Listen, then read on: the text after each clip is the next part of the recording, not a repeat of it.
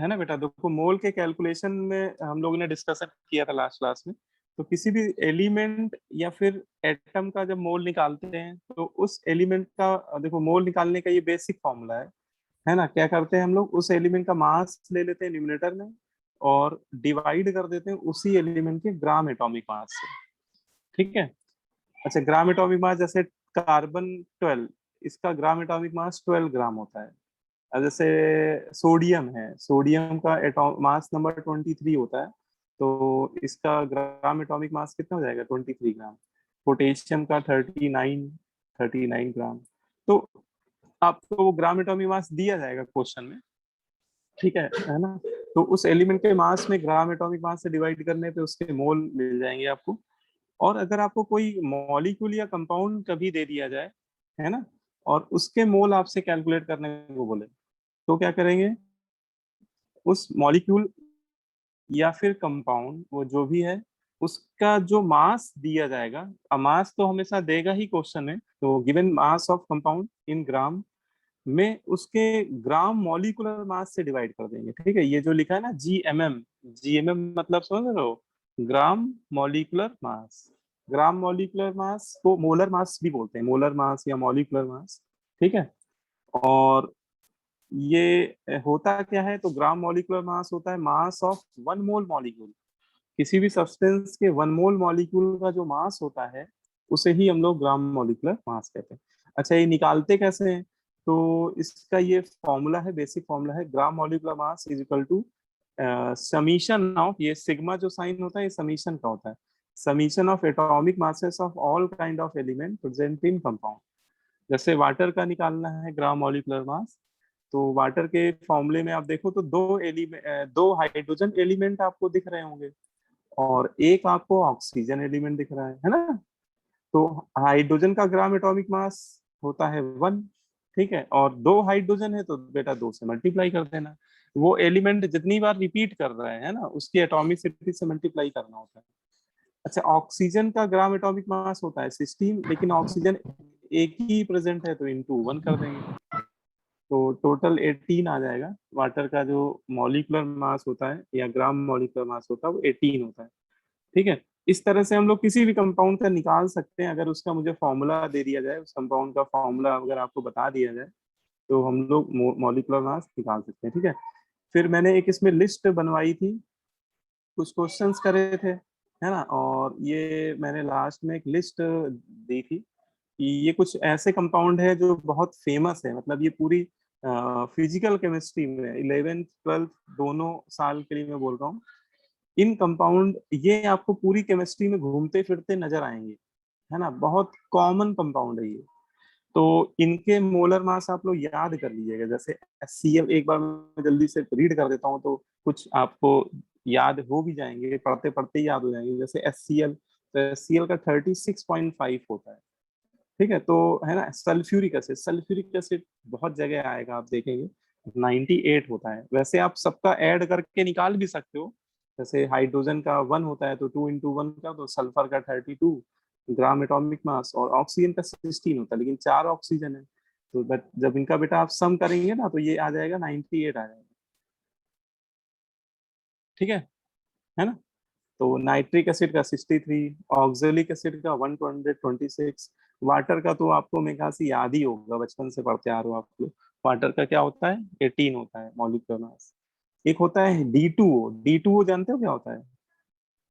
Heavy water. हाँ, इसको heavy water बोलते हैं। इसमें जो ड्यूटीरियम होता है, डी जो सिंबल होता है, वो हाइड्रोजन का सेकेंड हैवियर आइसोटोप होता है, मतलब इसको ड्यूटीरियम बोलते हैं, 1s2। ठीक है, और 1s2 का में हाइड्रोजन का जो ग्राम एटॉमिक मास होता है वो 2 होता है। ठीक है, तो 2 इंटू 2 कर देना प्लस 16, तो इसका 20 आता है, मतलब D2O का जो D2O जिसको हैवी वाटर कह रहे हैं हम लोग, इसका मॉलिक्यूलर मास 20 होता है। ठीक है, ऐसे ग्लूकोज का याद कर लीजिएगा, ग्लूकोज बहुत कॉमन कंपाउंड है, 180 होता है ना। जो बहुत कॉमन है इनको मैंने थोड़ा सा कलर्ड कर दिया है। ठीक है, जैसे कैल्शियम कार्बोनेट हो गया, कैल्शियम कार्बोनेट बहुत कॉमन कंपाउंड में से है, तो इसका कितना होता है, 100 होता है। यूरिया, यूरिया का 60 होता है। यूरिया और एसिटिक एसिड का सेम होता है, यूरिया एसिटिक एसिड दोनों का 60 होता है, कार्बन डाइऑक्साइड का 44 होता है। ठीक है, और बाकी ये केन शुगर का याद कर लीजिएगा, ये भी बहुत कॉमन कंपाउंड है। केन शुगर का फॉर्मूला होता है C12H22O11, इसका 342 होता है। तो ये कुछ ऐसे कंपाउंड है मतलब जिनका याद रहेगा तो कई बार आपका क्वेश्चन में स्पीड बढ़ जाएगी, है ना, क्योंकि आपको मोलर मास याद होगा, आप डायरेक्ट निकाल दोगे डिवाइड करके मोल।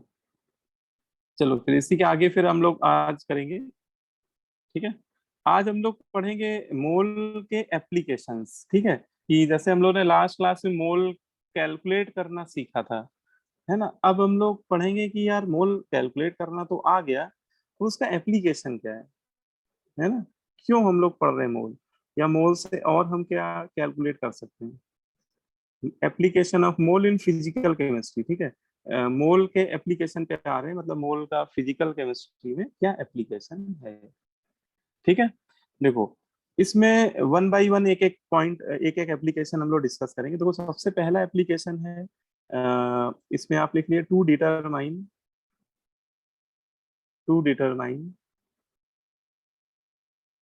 The number of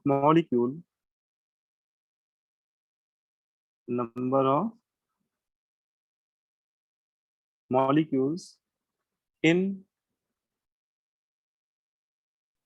given sample of compound.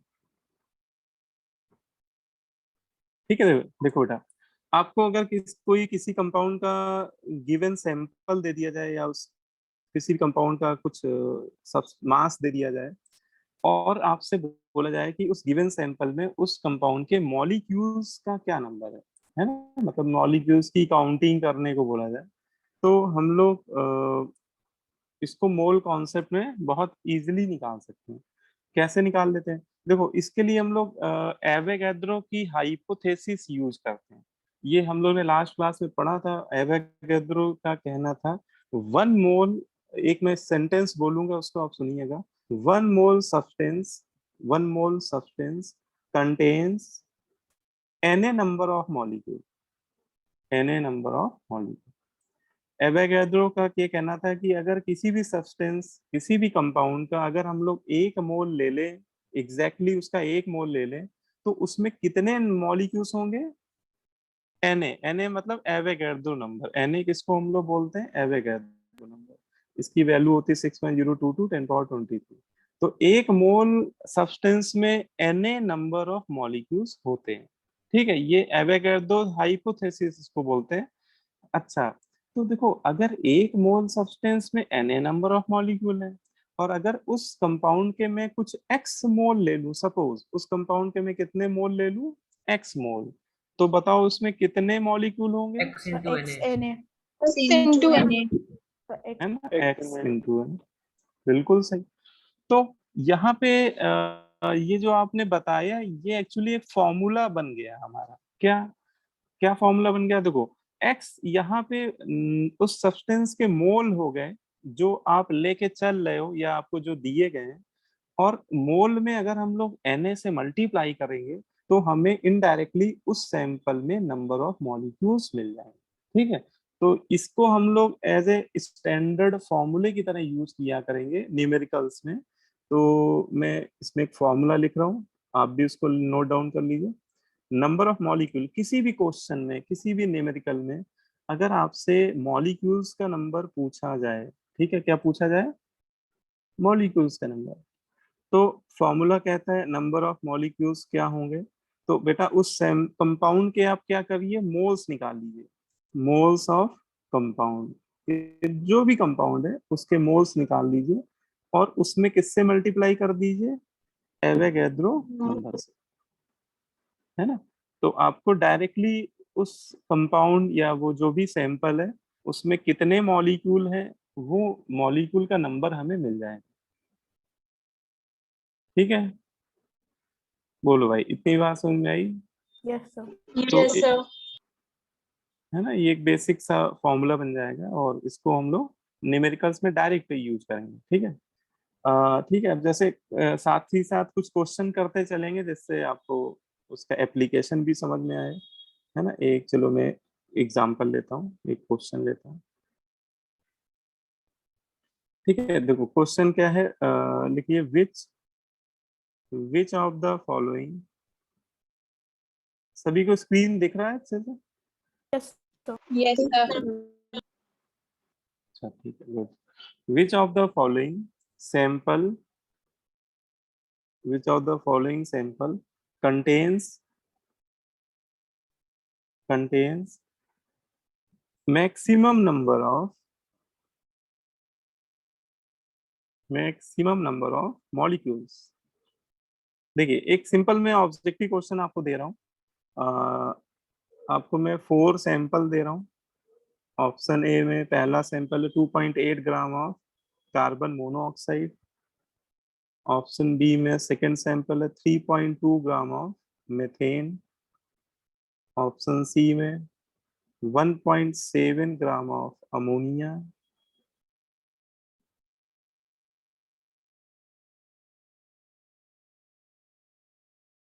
और ऑप्शन डी में लिखो 3.2 ग्राम ऑफ सल्फर डाइऑक्साइड। ठीक है बेटा, तो आपको ये मैंने 4 सैंपल दे दिए, 4 अलग अलग कंपाउंड के सैंपल है। और आपसे पूछा जा रहा है कि इसमें किस सैंपल में maximum number of molecule present है। मैक्सिमम नंबर ऑफ मॉलिक्यूल, ठीक है। तो बताइए, ये आपको ही करना है, सर अटेम्प्ट ऑप्शन करिए बी। सभी लोग।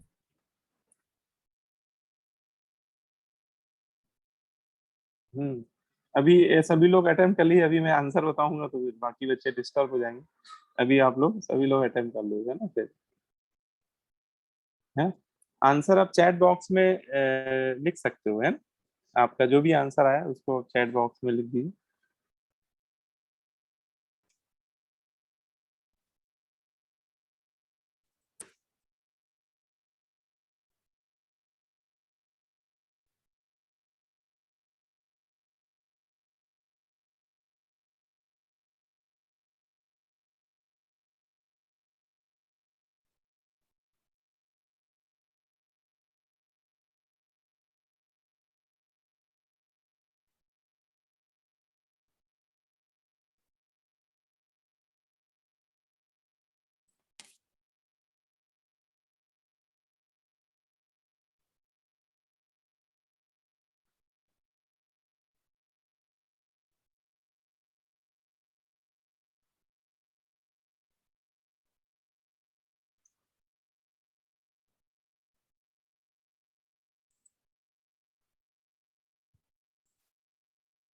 आगे बेटा।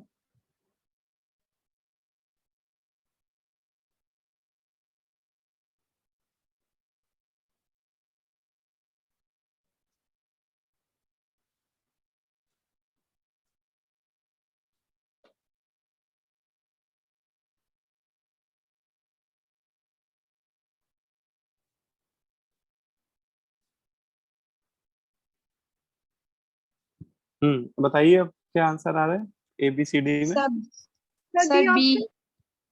Sir B. बी है ना, बॉम्बे। Yes, sir. ठीक है, करेक्ट Two. है ना, वेरी गुड। है ना, जिसका भी बी आ रहा है सही है, करेक्ट आंसर है ना। आंसर इसका बी आएगा, बॉम्बे। तो बिल्कुल सही बताया आपने। तो देखो एक बार देख लो, अगर किसी को भी डाउट है कि कैसे हुआ, एक बार उसको देखने में कोई वो नहीं, एक बार देख लो। देखो जैसे आपसे कह रहा है कि इस सैंपल में किसके मॉलिक्यूल मैक्सिमम है, तो देखो हमें ये पता होना चाहिए कि अभी हम लोग डिस्कस किया कि नंबर ऑफ मॉलिक्यूल्स का जो फॉर्मूला होता है वो होता है mole of that compound multiply by Avogadro number. तो सबसे पहले हमें उस कंपाउंड के मोल कैलकुलेट करने होंगे, ठीक है। अब देखो सभी कंपाउंड में आप देखो उसने आपको मास दिया हुआ है, किसी के मोल नहीं दिए हुए हैं। तो हम लोग को बेसिक फॉर्मूला लगा के जैसे देखो कार्बन मोनोऑक्साइड के मोल्स निकालने हैं, तो given mass divided by molar mass, है ना, ग्राम मॉलिक्यूलर मास।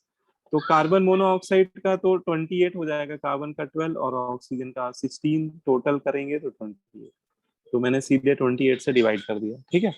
अच्छा ये आ गए बेटा मोल आ गए, ये क्या आ गया मोल, और मल्टीप्लाई बाई क्या कर देंगे Na, है ना। अच्छा 2.8 से 28 कैंसिल होता दिख रहा है, ये 0.1 आ गया। तो ये आपका बन गया 0.1 ml। ठीक है, मतलब जो फर्स्ट ऑप्शन में जो सैंपल है उसके मोल आ गए 0.7। ऐसे ही हर एक ऑप्शन में निकालने होंगे, क्योंकि हम लोग को हाईएस्ट बताना है, तो सभी में जब सभी के निकाल लेंगे तभी कंपेयर कर पाएंगे हम लोग, है ना।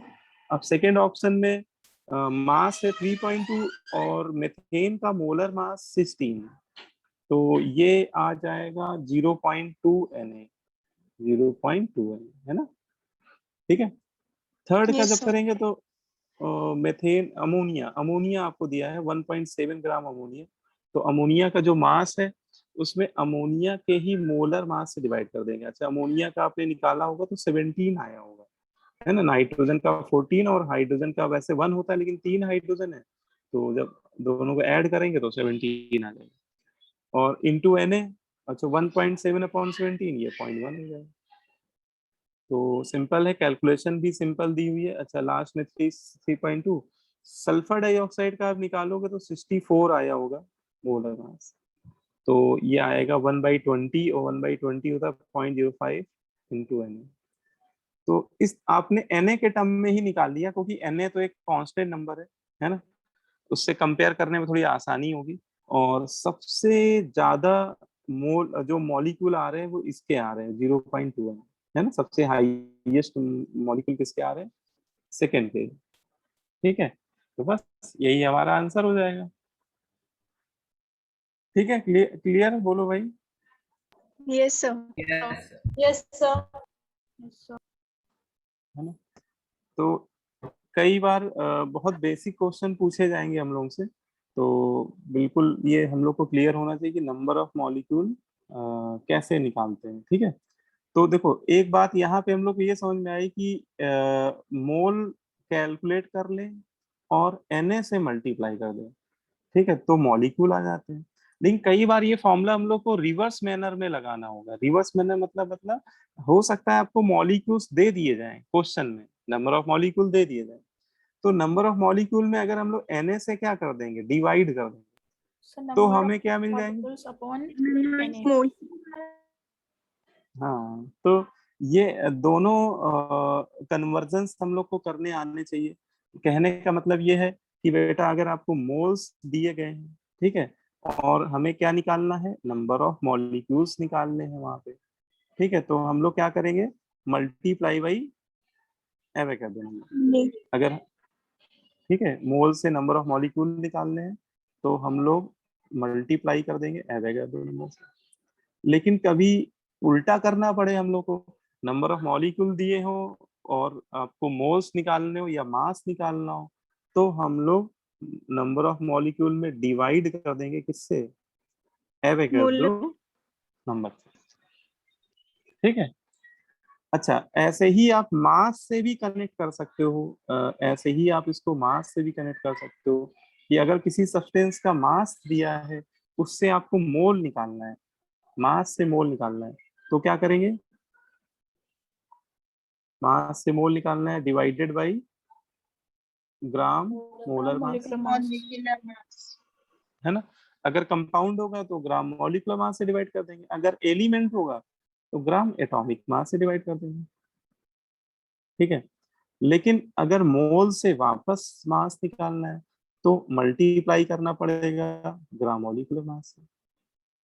ठीक है, बोलो भाई, ये बहुत बेसिक यस। चीजें हैं, और न्यूमेरिकल्स में ये मैक्सिमम क्वेश्चन में हम लोग को कन्वर्जेंस करने पड़ेंगे।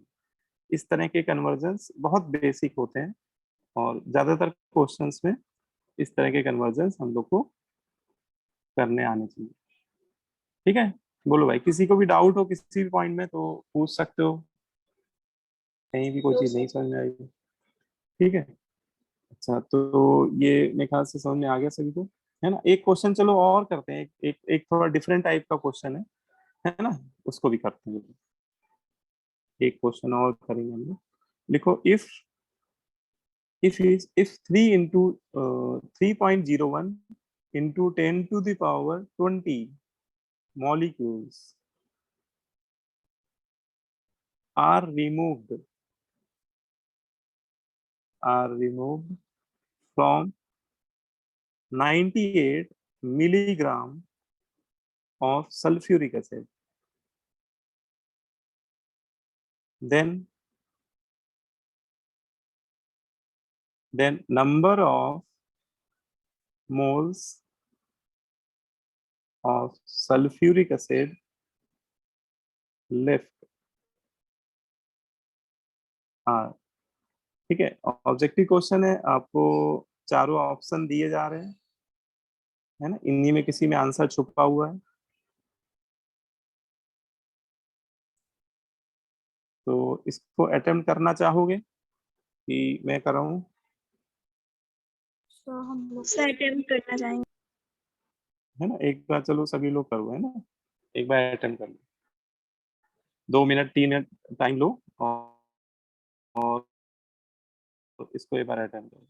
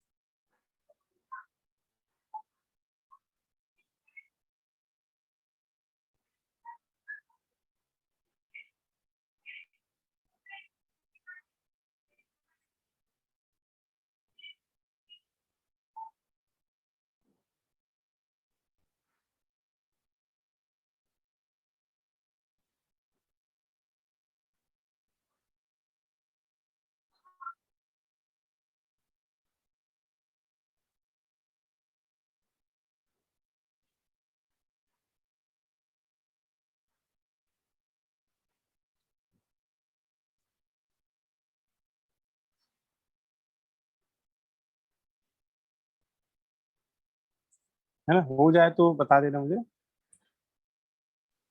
Yes sir. Sir C sulphuric का मास क्या होता है? एटॉमिक मास सल्फ्यूरिक का? सल्फ्यूरिक एसिड का मॉलिक्यूलर मास 98 ले लो पूरा पूरा।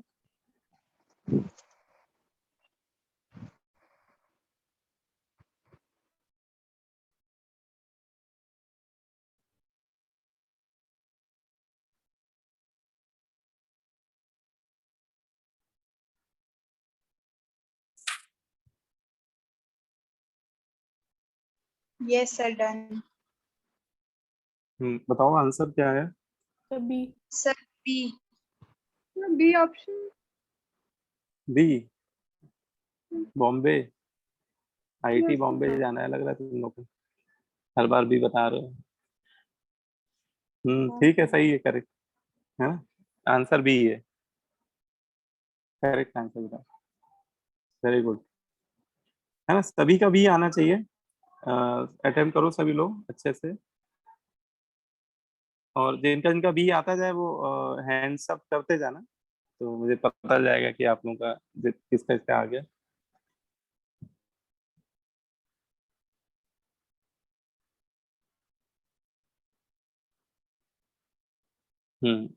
काफी बच्चों का आ गया, सृजान का आ गया, हर्षिता का आ गया, अंशी का आ गया, जूही, दीप्ति, वंश, संभव गर्ग, दीपिका का भी आ गया, गुड, दिशा का भी आ गया। तो इस तरह के क्वेश्चन बहुत बेसिक है, बहुत कॉमन है, आपको मिलेंगे कई सारे क्वेश्चन ऐसे ही। तो देखो, अगर मान लो किसी को डाउट है तो इसको मैं जल्दी से डिस्कस कर देता हूँ, है ना, देख लो इसको एक बार। देखो ये क्वेश्चन जैसे आपने छोटी क्लासेस में करे होंगे वैसा ही है, जैसे एक मैं आपको एक फॉर एग्जांपल क्वेश्चन बोलता हूँ कि सपोज कोई बच्चा है, अपनी क्लास का ही कोई बच्चा है, मान लो गुरप्रीत सिंह है। गुरप्रीत सिंह। Yes sir. हाँ, चलो अच्छा। तो गुरप्रीत सिंह को के जेब में सपोज 200 रुपी का नोट पड़ा हुआ है, ठीक है। और गुरप्रीत मार्केट में गया और उसने कुछ चीजें परचेज की, और टोटल परचेजिंग में उसके 1000 पैसे खर्च हो गए। टोटल कितने पैसे खर्च हो गए? 1000 पैसे खर्च हो गए। तो बताओ जब वो वापस आएगा तो उसकी पॉकेट में कितने रुपीज होंगे?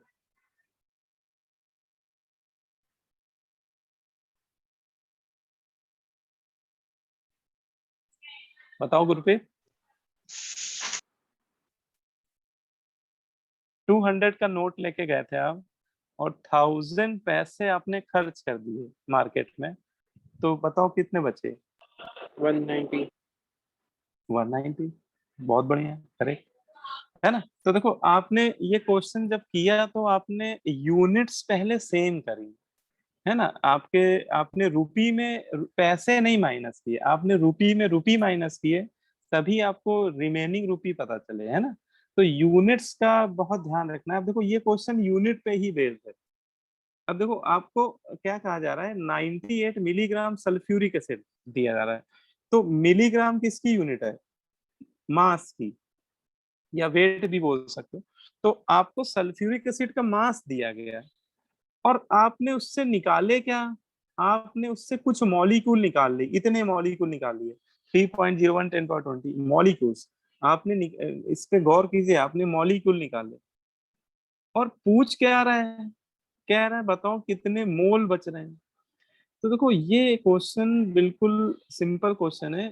आपको अगर मोल बताने हैं, बचे हुए मोल, तो आप जब मोल में मोल माइनस करेंगे, मतलब जो इनिशियल मोल है, जो सल्फ्यूरिक एसिड के इनिशियल मोल जो आप लेके चल रहे हैं, इसमें जितने मोल आपने रिमूव कर लिए, है ना, वो माइनस कर देंगे हम लोग, तो रिमेनिंग मोल आ जाएंगे, है ना। तो आपको एक तरह से सेम यूनिट में सेम यूनिट ही माइनस करना है। ठीक है, बिल्कुल बेसिक बात है, सभी को ये बातें अच्छे से पता होंगी मेरे ख्याल से। तो मैं बस एक लाइन लिखूंगा यहाँ पे, moles of sulphuric acid left. अच्छा, कोशिश ये कीजिएगा, आपको जो आंसर में निकालना है, जिस यूनिट में आंसर निकालना है, आप सारे सभी को उसी यूनिट में कन्वर्ट कर लो। ठीक है, जैसे आपको मोल्स निकालने हैं, तो आप इनिशियल जो दिया हुआ है सैंपल, उसके मोल निकाल लो। सबसे पहले क्या निकाल लो? उसके mole. Initial moles of sulphuric acid, और उसमें क्या माइनस कर दो? जितने मोल आपने इससे निकाल लिए, रिमूव द मोल, है ना। इससे आपने जितने मोल बाहर निकाल लिए, रिमूव द मोल, वो आप माइनस कर दो, वो सब्ट्रैक्ट कर दो, तो ऑटोमेटिक आपको रिमेनिंग मोल मिल जाएंगे, है ना। अब देखो, आपको शुरुआत में मास दिया हुआ है, तो सबसे पहले मास से मोल कैसे निकालते हैं? तो given mass in gram divide by molecular mass. अच्छा देखो, गौर करो, मास ग्राम में नहीं दे रहा है, यहाँ पे भी ध्यान दो, मिलीग्राम में दे रहा है। तो पहले मिलीग्राम को ग्राम में कन्वर्ट कर दो, तो 98 इंटू 10 - 3 से मल्टीप्लाई कर दो, तो ये ग्राम में आ गया। और सल्फ्यूरिक एसिड का मोलर मास होता है 98, उससे डिवाइड कर दो, तो ये मोल आ गए, है ना। ये पूरे क्या आ गया? मोल। इसमें ये मास हो गया ग्राम में, ये हो गया मोलर मास। अब देखो, आपको सल्फ्यूरिक एसिड के मोल्स निकालने हैं, लेकिन बेटा दिए उसने मॉलिक्यूल है, तो ऊपर वाला कन्वर्जन लगा लो कि नंबर ऑफ मॉलिक्यूल से मोल कैसे निकालते हैं हम लोग? Divided by Avogadro number. अगर हम लोग नंबर ऑफ मॉलिक्यूल में एवोगैड्रो नंबर से डिवाइड कर दें, तो हमें क्या मिल जाएंगे? मोल मिल जाएंगे। ठीक है, तो देखो आपने कितने मॉलिक्यूल निकाले? 3.01 इंटू 10 की पावर 20। ठीक है, इतने मॉलिक्यूल। इसमें आप Na से डिवाइड कर दो, इसमें आप किससे डिवाइड करो? Na से डिवाइड कर दो। 3.01 into 10 power 20 divided by Avogadro number. Avogadro number होता है 6.02 इंटू 10 पावर 22, है ना। ये सभी को याद ही होगा। बस इसको सॉल्व कर लो, देखो 98 क्या हो गया? कैंसिल। तो ये तो सिंपल बन गया, ये आ गया 1 इंटू 10 पावर -3। अब देखो, 10 की पावर 20 और 10 पावर 23 कैंसिल होगा तो डिनोमिनेटर में 10 पावर 3 आ जाएगा, लेकिन ऊपर जाएगा तो 10 पावर -3 हो जाएगा। अच्छा ये इसका डबल है ना, तो 3 और 6 पॉइंट, हाँ तो 1/2 और 1/2 होता है 0.5 इंटू 10 पावर -3। ठीक है, अब देखो 10 पावर -3 कॉमन ले लो। ठीक है, 10 पावर -3 अगर कॉमन ले लेंगे तो 1 में 0.5 माइनस हो जाएगा, तो 1 माइनस 0.5 कितना हो जाएगा, 1 माइनस 0.5 मल्टीप्लाई 10 पावर -3 और ये बचा 0.5 इंटू 10 पावर -3, बस यही आंसर होगा। ठीक है, तो कैलकुलेशन में तो मेरे ख्याल से कोई दिक्कत नहीं होगी आप लोगों को, मेन जो कॉन्सेप्ट है बस वो समझ में आनी चाहिए। ठीक है, क्लियर हो गया सभी को, जिसका नहीं भी आया क्लियर हो गया। ठीक है, चलो अच्छा, तो ये अभी हम लोगों ने एक एप्लीकेशन अभी डिस्कस किया है कि हम लोग मॉलिक्यूल्स निकाल सकते हैं, मॉलिक्यूल से मोल निकाल सकते हैं या मोल से मॉलिक्यूल निकाल सकते हैं। अब इसमें आते हैं हम लोग next second application. Second application लिख लो, to determine the number of atoms,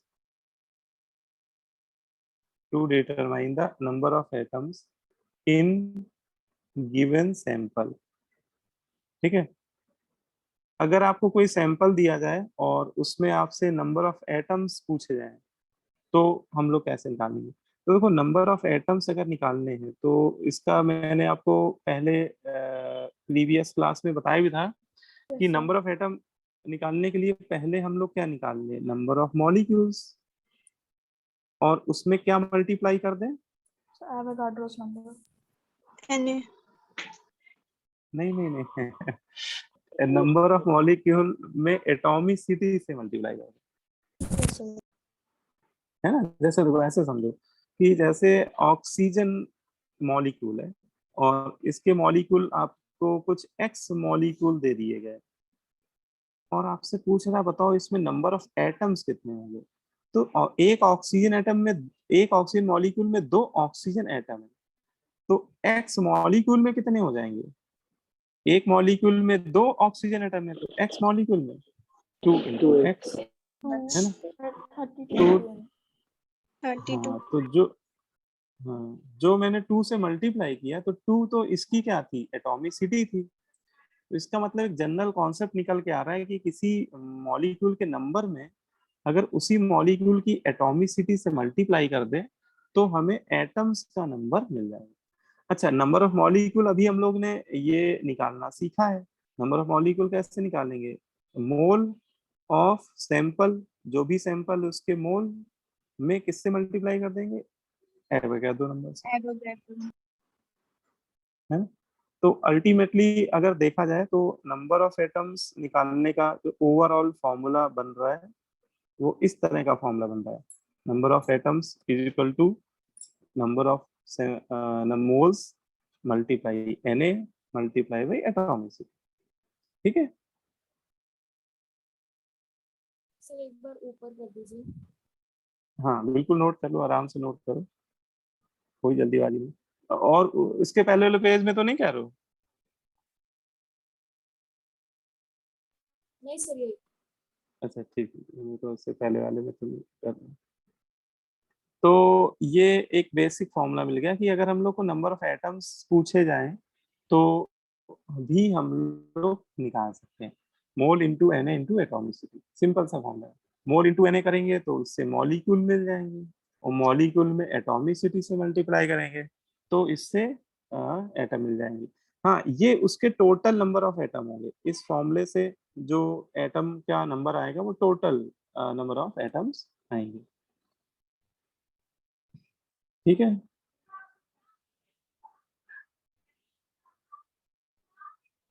बोलो भाई, इतनी बात समझ में आ गई। Yes, sir. Yes, sir. Yes, sir. Yes sir. अच्छा ठीक है, बहुत बढ़िया। चलो एक क्वेश्चन करें, फिर इसमें क्वेश्चन करते हैं। क्वेश्चन लिख लो, which of the following sample